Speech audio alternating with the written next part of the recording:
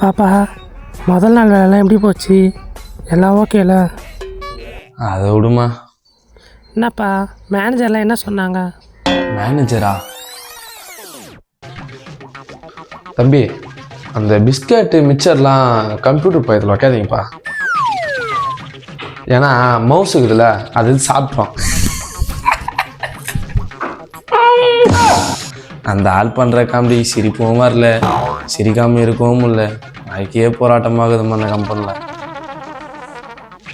ஐயோ, அப்போ இந்த டீம் லீடர்லாம்? டிஎல்லா டீம் ஆக்சுவலாக நம்ம இன்னும் ஒரு ½ hour ஃபைல் சப்மிட் பண்ணோம். ஸோ ஒர்க் ஃபாஸ்ட்டாக பாருங்கள். ராஜேஷ், உனக்கு கொடுத்த ஃபைல் சப்மிட் பண்ணிட்டியா? ஓட் ராஜேஷ், இது சீக்கிரம் பண்ணு. வாங்க வாங்க சார். ஏன் சார், டெஃபினெட்லி சார். இன்னும் 1 hourல நம்ம ஃபைல் சப்மிட் பண்ணாது. டீம் நல்லா போயிட்டுருக்கு சார். Thank you sir.